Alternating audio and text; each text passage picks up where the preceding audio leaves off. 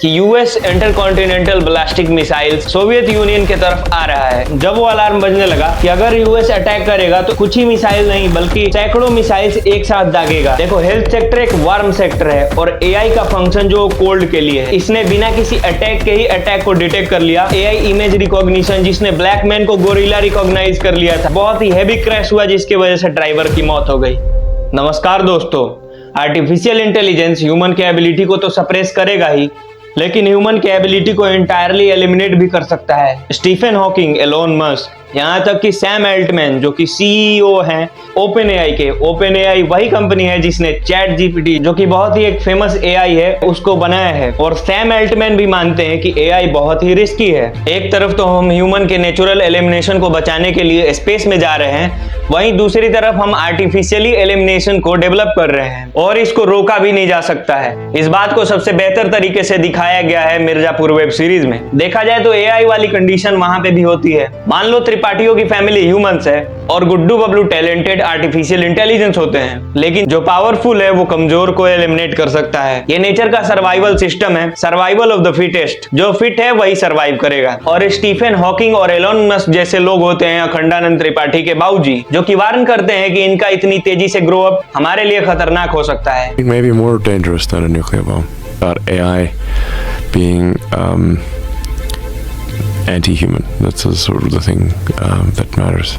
हम ये बात इसलिए कह रहे हैं कि एआई के डेवलपमेंट को एक स्टेप और ऊपर ले जाया जा रहा है चाइना के सिंघुआ यूनिवर्सिटी के द्वारा, जो कि है हेल्थ सेक्टर में। वैसे तो कई कंट्रीज में हॉस्पिटल्स यूज करते हैं आर्टिफिशियल इंटेलिजेंस के टेक्नोलॉजी को, लेकिन चाइना विदाउट ह्यूमन एफर्ट वाला हॉस्पिटल डेवलप कर रहा है। इसका अभी वर्चुअल फॉर्म इन्होंने डेवलप कर लिया है, जिसका नाम है एजेंट हॉस्पिटल। एजेंट हॉस्पिटल में 14 डॉक्टर, 4 नर्सेज और पेशेंट वर्चुअली अवेलेबल हैं। वर्चुअली कहने का मतलब है जैसे हम पबजी या फ्री फायर गेम खेलते हैं उसकी तरह ये एप्लीकेशन में हॉस्पिटल होगा, जो कि ऑटोनोमस इंटरेक्शन की एबिलिटी होल्ड करेगा। एजेंट हॉस्पिटल वर्चुअल फॉर्म में है, ये क्या ही डेंजर हो सकता है? आपके मन में ये सवाल आ सकता है। इसको समझने के लिए पहले इसके वर्क फंक्शन को समझते हैं। आर्टिफिशियल इंटेलिजेंस की लर्निंग टेक्नोलॉजी ह्यूमन टेक्नोलॉजी से बिल्कुल सिमिलर है। जैसे एक डॉक्टर को पढ़ा लिखा के उसको कैपेबल बनाया जाता है डॉक्टरेट के लिए, उसी तरह आर्टिफिशियल इंटेलिजेंस को सिमिलर इंफॉर्मेशन देके उसको कैपेबल बनाया जाता है। डिफरेंस ये है कि ह्यूमन अपने डिसीजंस,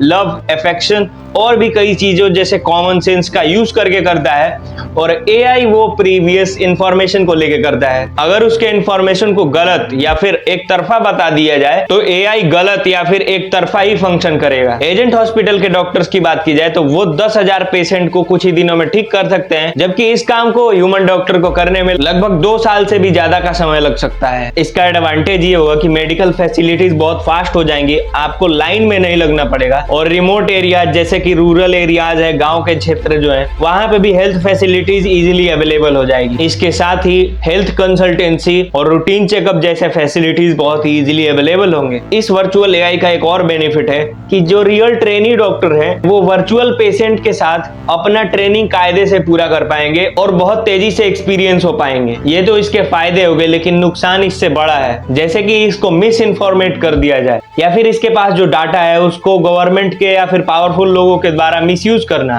देखो, हेल्थ सेक्टर एक वार्म सेक्टर है और एआई का फंक्शन जो कोल्ड के लिए है। तो चाइना के कई प्रोफेसर्स भी मानते हैं कि विदाउट ह्यूमन इंटरफेरेंस के ये इसको हैंडल करना बहुत ही रिस्की है और एआई पे फुली डिपेंडेंट होने से ह्यूमन इंटरेस्ट भी कम हो जाएगा या फिर मिस इंटरप्रेट करके मेल फंक्शनिंग करने लगे, जैसा कि 1983 में हुआ था। 26 सितंबर 1983 दुनिया भर में कोल्ड वॉर चल रहा था। उसमें सोवियत यूनियन ने न्यूक्लियर अटैक को डिटेक्ट करने के लिए एक AI based decision making algorithm बनाया था, जिसने 26 सितंबर 1983 को डिटेक्ट किया कि US intercontinental ballistic missiles Soviet union की तरफ आ रहा है। और सोवियत यूनियन के उस समय के प्रोटोकॉल के हिसाब से न्यूक्लियर अटैक को तुरंत काउंटर अटैक करना था। जब वो अलार्म बजने लगा तब वहां पे एक लेफ्टिनेंट कर्नल ऑफिसर स्टैनिस्लाव पेट्रोव काम कर रहे थे। उनके वर्किंग एक्सपीरियंस और कॉमन सेंस से उन्होंने पता लगाया कि अगर यूएस अटैक करेगा तो कुछ ही मिसाइल नहीं बल्कि सैकड़ों मिसाइल्स एक साथ दागेगा। इस सस्पेंस की वजह से उन्होंने अपने आगे के ऑफिसर्स को ये इंफॉर्मेशन नहीं दिया। बाद में पता चला कि ये सही में फॉल्स इंफॉर्मेशन सिचुएशन था जो कि सनलाइट और क्लाउड के इंक्लाइनेशन से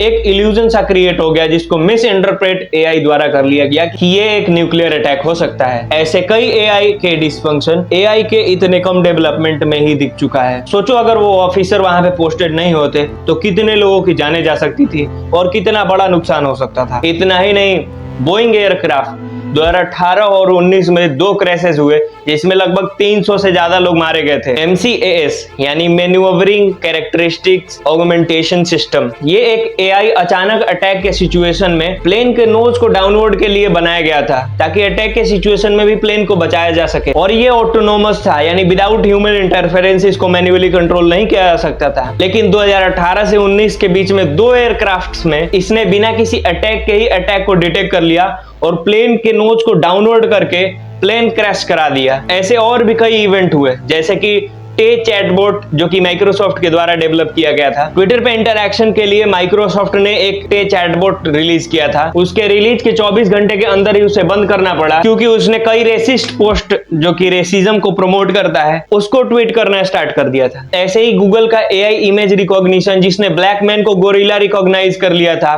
और टेस्ला जो कि बहुत ही फेमस है जिसने ट्रक को क्रॉसिंग करते हुए डिटेक्ट ही नहीं किया और बहुत ही हैवी क्रैश हुआ जिसकी वजह से ड्राइवर की मौत हो गई। आप एआई के बारे में क्या सोचते हो? क्या इसको विदाउट ह्यूमन इंटरफेरेंस सोसाइटी के कई सेक्टर्स में लाना चाहिए